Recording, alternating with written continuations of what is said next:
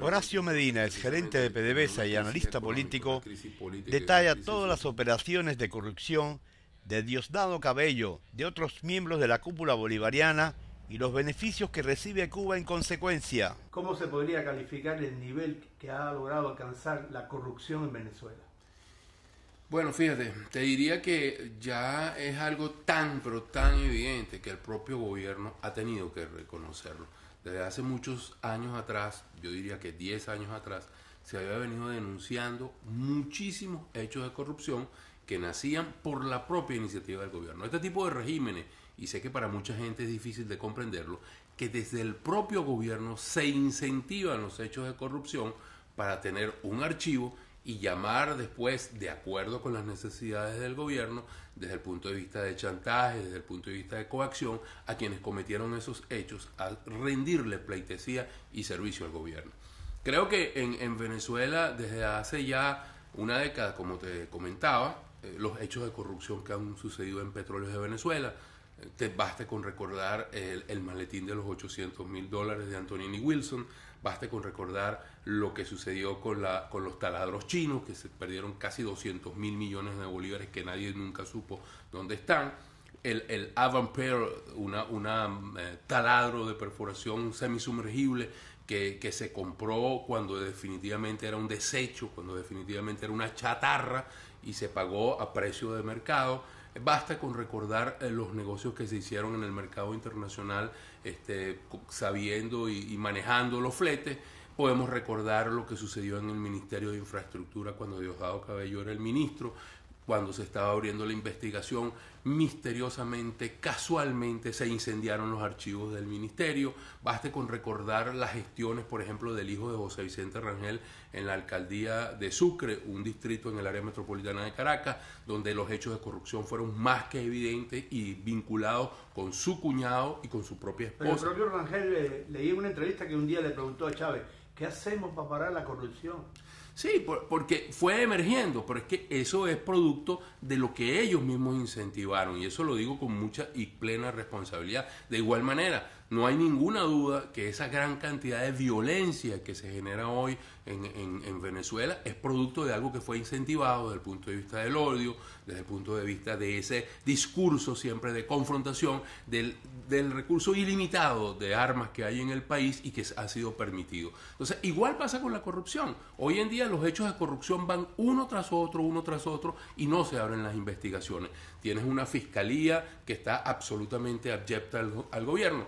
Te nombro un ejemplo. ¿Recuerdas el fiscal Isaías Rodríguez que pagó a un testigo falso para que actuara en contra de algunas personas que fueron detenidas y presas, y ese detenido al cual no le pagaron los $500.000 dijo que me dieron solo 50.000, y por eso denuncio? Isaías Rodríguez ha sido nombrado embajador de Venezuela en varios países, hoy está en Roma, estuvo en Madrid, o sea, no pasa nada. Igual sucede, como te digo, con hechos de Diosdado Cabello. Todo el mundo sabe que uno de los liderazgos importantes en la corrupción en Venezuela se llama Diosdado Cabello. Todo el mundo sabe que existen los carteles en las Fuerzas Armadas que manejan el contrabando de combustible, digo de gasolina y de diésel, que va hacia Colombia, que va hacia Brasil, que va a Guyana y que va a las zonas del Caribe. Todo el mundo lo sabe y nadie actúa. Todo el mundo sabe que hay implicados varios generales en el tráfico, en la permisividad hacia el tráfico de las drogas.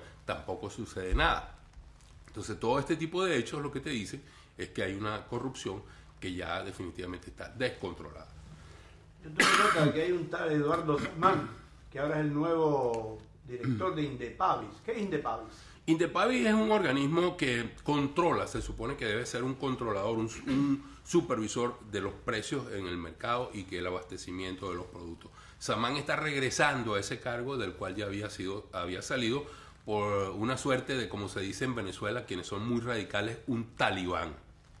Definitivamente el señor Samán es algo así como un troglodita que está en el siglo XXI y de nuevo está allí para perseguir a la gente. Pero Samán también tiene cargos pendientes con hechos de corrupción ocurridos en su anterior gestión y sin embargo está allí.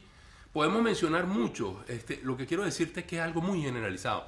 Por ejemplo, hay un gobernador, el gobernador del estado de Aragua, Rafael Isea, un teniente de mucha confianza de Hugo Chávez, sencillamente dejó el poder, dejó el estado de Aragua sin gobernación, huyó cuando descubrieron que usó los recursos de la gobernación, del pueblo público, para comprar bonos de PDVSA y otros bonos públicos de la República Bolivariana de Venezuela a $2.16 y los vendió al mejor postor en el mercado cambiario a 5 y a 6 bolívares por dólar. Entonces, se ganó 3 y 4 veces un dinero que no le era de él, usó el dinero del gobierno.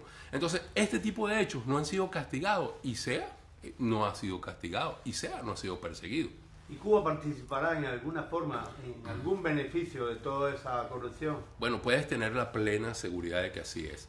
El 70% de los bienes y servicios que se consumen en Venezuela son importados. Y de ese 70%, el 50% de ese 70% que se hace por la vía pública se triangula a través de Cuba. Tú puedes ver en Venezuela importaciones que vienen de Cuba de caraotas, de arroz, de azúcar, etcétera, etcétera, etcétera. ¿Cuándo tiene Cuba caraotas para producir? Sencillamente caraotas son los frijoles, ¿no? Los frijoles negros, disculpa, sí, pero en los términos de los venezolanos es carota.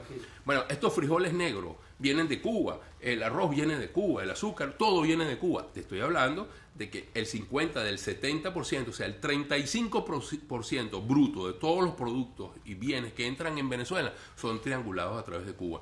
Obviamente, allí se queda una porción muy importante que se reparte entre las cúpulas del poder. Y un hecho de corrupción tremendo, claro e inequívoca está relacionado con el convenio de suministro de crudo y productos a Cuba, donde está sobrealimentada la refinería, sobrealimentado el consumo nacional, porque sencillamente al llegar a Cuba eso se vende en otros países del Caribe a través de unos brokers, de unos agentes que hay en Panamá y que inclusive Venezuela compra para su suministro en sitio. O sea, se compra el propio crudo que le entrega a Cuba a través del convenio. Sin embargo, a pesar de que Cuba envía todas las caraotas o los frijoles, el arroz y otros productos, en Cuba hay unas carencias críticas en la población de todo eso. Obviamente, porque de esa corrupción solo se benefician las cúpulas de los gobiernos, la cúpula castrista y la cúpula de lo que antes era el chavismo, hoy es el madurismo, y que no es otra cosa sino una suerte de una banda de delincuentes que están en el poder. Yo estaba leyendo en el tema ese de Eduardo Samán y de Pavis, que hay de intención de primero chequear o controlar empresas que me suenan han sido creadas por el chavismo: Pedeval, Mercal, Abastos Bicentenario, Venetur.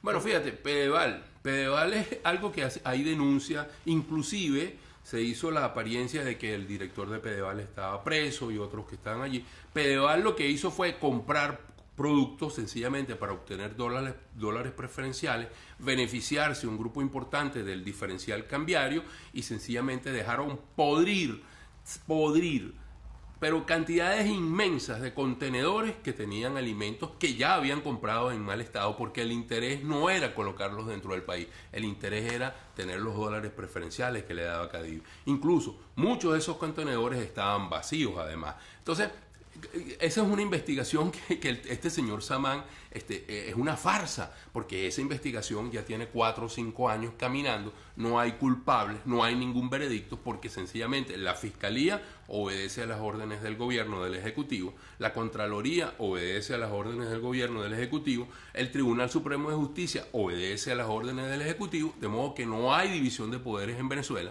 Todo está bajo la égida del Ejecutivo y es desde el Ejecutivo desde donde se originaron todos estos hechos de corrupción ex profeso, para después chantajear, coaccionar a quienes lo cometieron para que fueran leales y fieles al rey. Y la gente no tiene que comer tampoco, o sea, eso con toda la crisis... Bueno, hay un desabastecimiento importante en el país porque las divisas no alcanzan. El ente generador de divisas en Venezuela se llama Petróleos de Venezuela. Petróleos de Venezuela está, si pudiéramos decirlo, si fuese una empresa privada, yo podría decir con toda la autoridad que es una empresa en quiebra. Obviamente las empresas del Estado, porque son del Estado, no pueden declararse en quiebra como tal, pero definitivamente la situación es precaria, una minusvalía financiera, económica, operacional tremenda y las divisas que aporta Venezuela, Petróleos de Venezuela, ya no son suficientes, porque como te digo, el 70% del consumo de bienes y servicios viene del exterior, viene importado, porque además el régimen en Venezuela se ha dedicado durante 14 años a destruir el aparato productivo nacional privado. ¿Y cuál será el final de esta historia? Bueno, el final de la historia es que este régimen no tiene ninguna posibilidad de continuar. Yo creo que va a ser muy difícil que salga de allí, pero saldrá por la presión popular. Yo no tengo ninguna duda de que la gente ha venido tomando conciencia y así como la violencia ha tratado de tomar, digamos, el poder de amedrentar, de acobardar a la población, yo creo que sigue habiendo algo muy importante que es el espíritu democrático. Y ese espíritu democrático va a terminar por imponerse en Venezuela. Yo tengo plena convicción de que es absolutamente insostenible y los gobiernos pueden permitirse estas aventuras revolucionarias y pueden permitirse muchas cosas, pero no se permiten el estado de zozobra permanente, la ingobernabilidad permanente. Eso termina por colapsar y eso es lo que sucederá en Venezuela en un plazo no muy largo.